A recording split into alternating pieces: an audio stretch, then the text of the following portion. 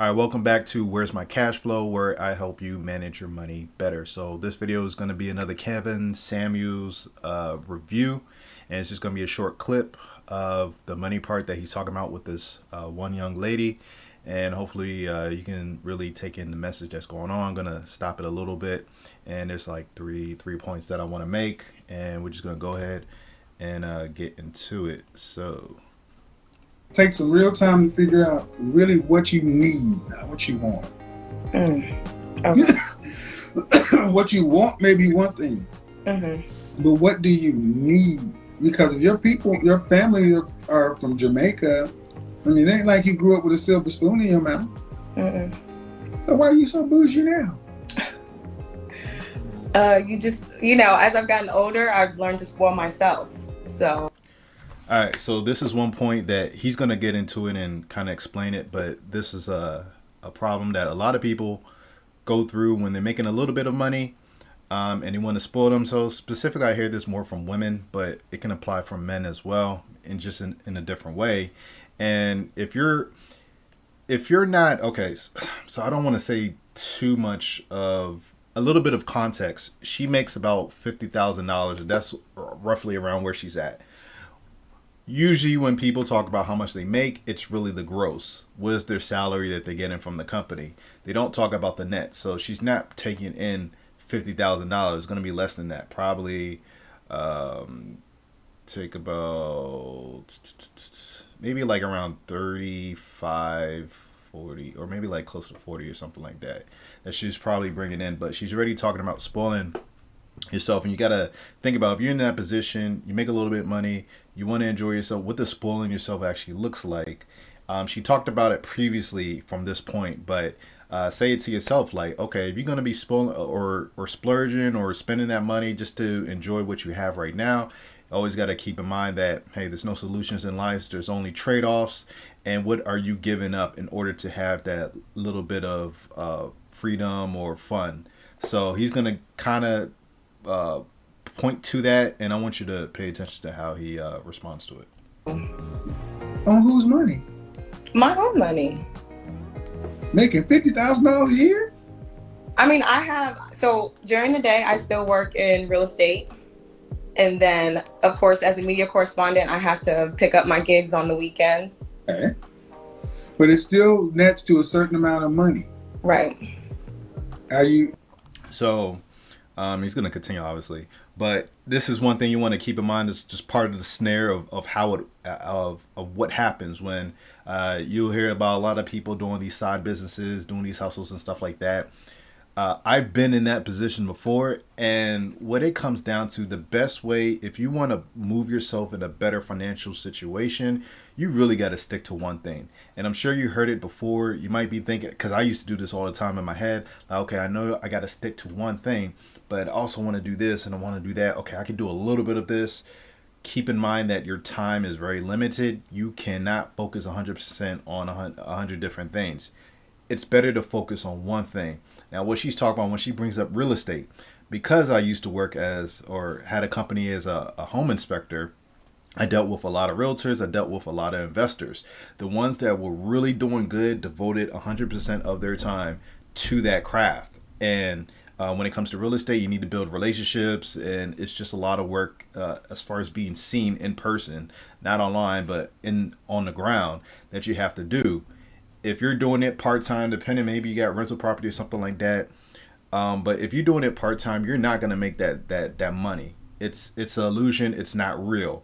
Most people that are really making bank when it comes to real estate are that is their number one thing. So she's not, real estate is just a side project, like she said. She's really trying to focus on the media personality lane, and that's where she's stuck at, or that's what she's trying to do. So doing all these different things, and then at the same time you're trying to splurge, you're cutting off your time, and then you're trying to relax when you really shouldn't be relaxing. You should be hustling, trying to get to that position where you can really enjoy your money and not have to think about how much stuff costs. And at just, I'll just use gross, at matter of fact, 50,000, because I want to say a number. If someone is making 50,000, times that by how much taxes, around 25%. So let's just say they take home 75%. Oops, did this wrong. It's 0.75. Yeah, about 37,500 is what she's taking home. Now think about how much rent costs, all your expenses, all that extra stuff. Where do you have the money to splurge? And this is where a lot of people get caught up, especially for women, because women are the they spend more than men. Statistically, credit cards and stuff like that, they get into more debt. But regardless of man or woman, that's not the point. Even for your case, if you a guy, mostly men are watching this channel anyway. Really want to be honest with yourself and start looking at the numbers and seeing, okay, if you're gonna spend this money here, what is it taking you away from? What is that future part that you're delaying because you want to have this excess? So she's talking about spoiling herself, and spoiling doesn't mean one thing; it means a consistent thing. And what tends to happen because of the snare, uh, so the neglect always ruins everything. She's not paying attention to where the money is leaking. She's going to find herself in the same position. Now, this video was 4 years ago. Hopefully her situation is better. But that's typically what happens with just the average person. That's why in America, the average person is living paycheck to paycheck because, hey, you know what? They don't see relief. They don't have a plan. The money's not mapped out. And then they find themselves in a situation where they're just like, no, I just got to spend this money real quick. And then it's just a whole big hamster wheel. How you spoiling yourself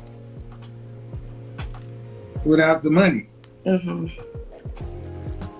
I'm gonna spoil myself. Does that mean you roll up in the Cartier and it is what it is?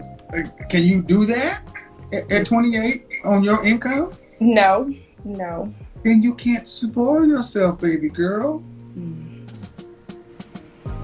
But see, the confidence in which so many of you young professional sisters talk is like, well, this is just it's almost like you're coming off as though, I don't want to use the word an imposter, but it's like, what are you talking about? Mm-hmm. I don't want to get too deep into how much you make, but with 28, a media correspondent, I would assume you between 40 and 75, and that's being generous. Mm-hmm. And that's with all your gigs and everything else. Right. That's a nice apartment and a car note. That's be able to go to La Billa Bouquet every now and then. But really,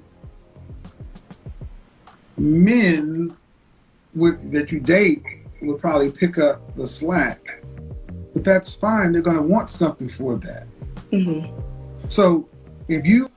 All right. So basically, he just... let me turn this on. Switch it to the...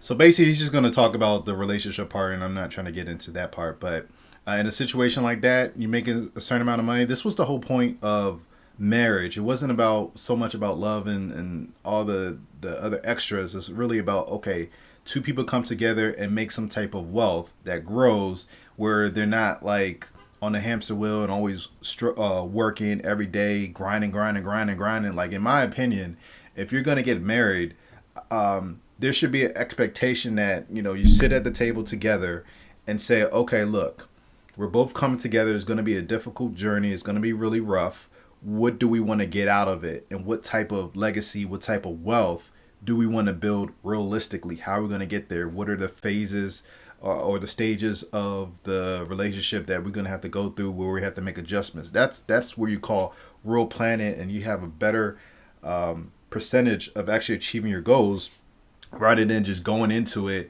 just thinking, okay, we're just gonna do our best and everything's gonna work out.